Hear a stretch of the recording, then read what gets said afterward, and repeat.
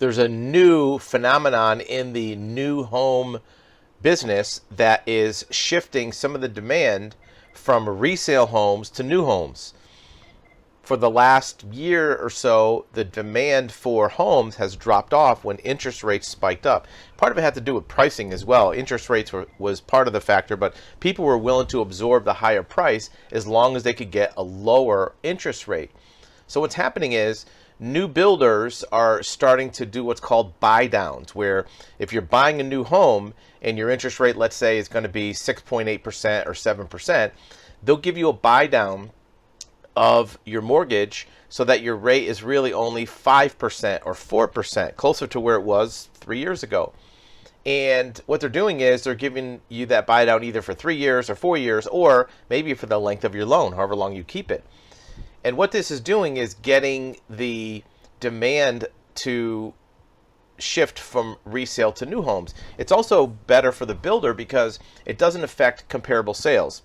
And comps are very important, because if the comps on a development go down, it's harder to get the price approved from the lender. What that means is, let's say if you have a house that's selling for $680,000 and you discount it by $50,000 down to $630,000.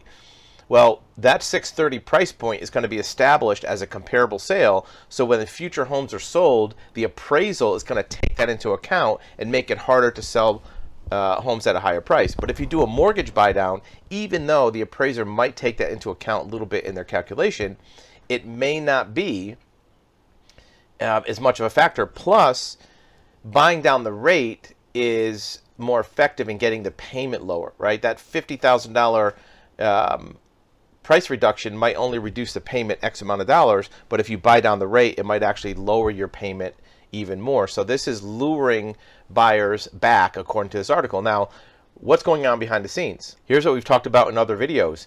Sellers are feeling little pressure to cave on pricing. So if you're a existing homeowner and you're selling your house, you saw the prices run up from 2020, 21, and beginning in 22, and now maybe there's less demand. There's less people buying. So in order to sell your house, you'd have to discount it. Well, why would you want to sell your house? If you have a 3.5% mortgage, you have equity, you're living in a place that's not that bad, and you have no financial distress that's forcing you to sell like there was in 2008 or 2009, you might just say, well, I'm not going to sell. I mean, I'll just keep my house. There's no reason that I need to sell. Certainly there are some examples where somebody might have financial distress, they lost their job. Sometimes people have to move because their job is relocating them somewhere else.